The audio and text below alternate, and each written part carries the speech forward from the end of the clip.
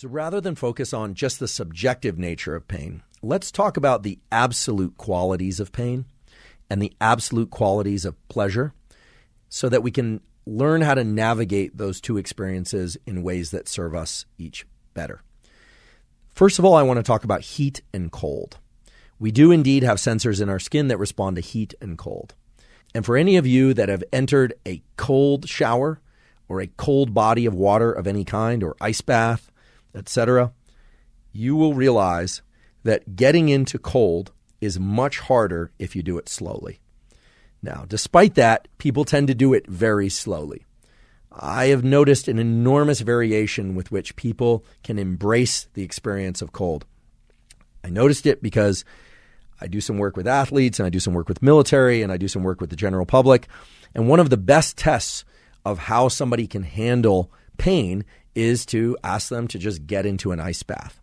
It's not a very sophisticated experience, but it really gets into the core of the kind of circuitry that we're talking about, both in the skin and in the brain.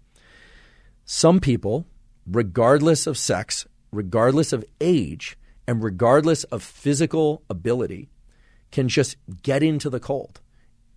They're somehow able to do it. Now, I don't know what their experience of the cold is, and neither do you. You only know your experience. But they're able to do that. Some do it quickly, some do it slowly. Others find the experience of cold to be so aversive that they somehow cannot get themselves in. They start quaking, they start complaining, and many of them just simply get out. They can't do it. Some don't even get in past their knees. This isn't necessarily about pain threshold, but it's related to that. I think it can be helpful to everyone to know that even though it feels better at a mental level to get into the cold slowly, and people ask, I just want to get in slowly, I want to take my time, it is actually much worse from a neurobiological perspective. The neurons that sense cold respond to what are called relative drops in temperature. So it's not about the absolute temperature of the water, it's about the relative change in temperature. So as you move from a particular temperature, whether or not it's in the air next to an ice bath or cold shower, or from a body of water that's warm to a body of water that's colder, or sometimes in the ocean, you'll notice it's warm, and then as you swim out further, you'll get into a pocket of water where it's much colder. That's when the cold receptors in your skin start firing and sending signals up to your brain.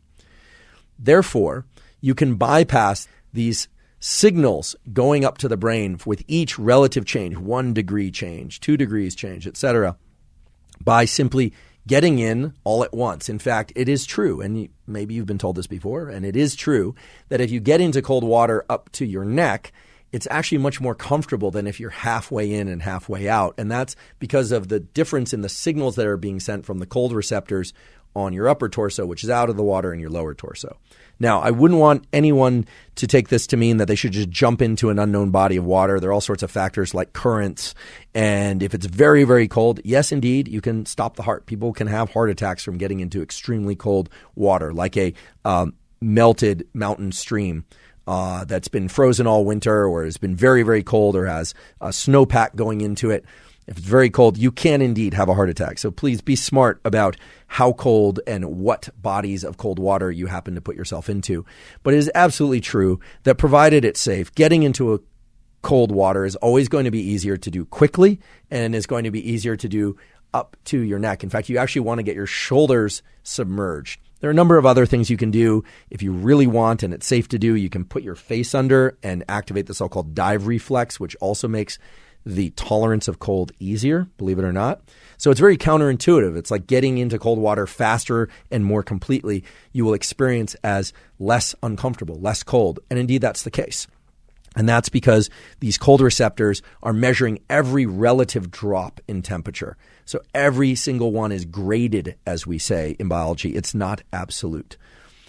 As an additional point, if you're sitting in a body of cold water and it's not circulating, you'll notice that you start to warm up a little bit.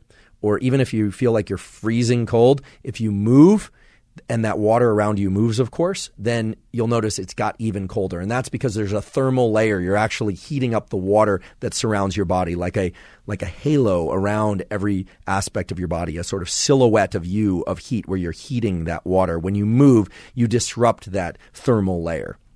Now, heat is the opposite. Heat and the heat receptors in your skin respond to absolute changes in temperature. And this is probably because our body and our brain can tolerate drops in temperature much better than it can tolerate increases in temperature safely.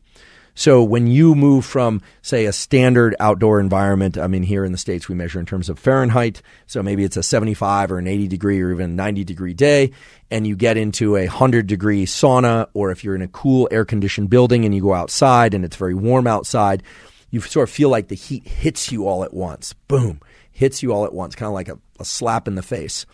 But then it will just stay at that level. Your body will acclimate to that particular temperature. However, if that temperature is very, very high, you'll notice that your experience of that heat and your experience of kind of pain and discomfort and your desire to get out of that heat will tend to persist. You don't really adapt in the same way. And certain people who are really good at handling very hot sauna get better at this. You learn to calm your breathing, etc., lower your autonomic arousal. Obviously, you don't want to let your body temperature go too high, because if neurons cook, they die. If neurons die, they don't come back.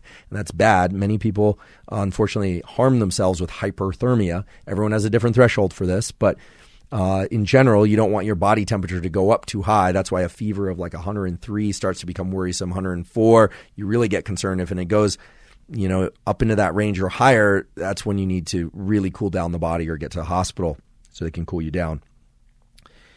Heat is measured in absolute terms by the neurons. So gradually moving into heat makes sense, and finding that threshold which is safe and comfortable for you, or if it's uncomfortable, at least resides within that realm of safety. So that's heat and cold, and those are sort of non-negotiables.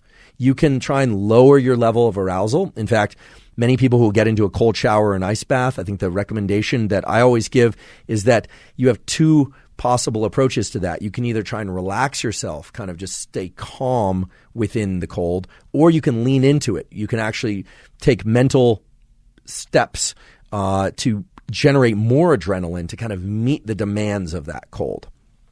And at some point, we'll do a whole episode on how to use cold and heat to certain advantages. We've done a little bit of this in past episodes, using the cold to supercharge human performance and things of that sort.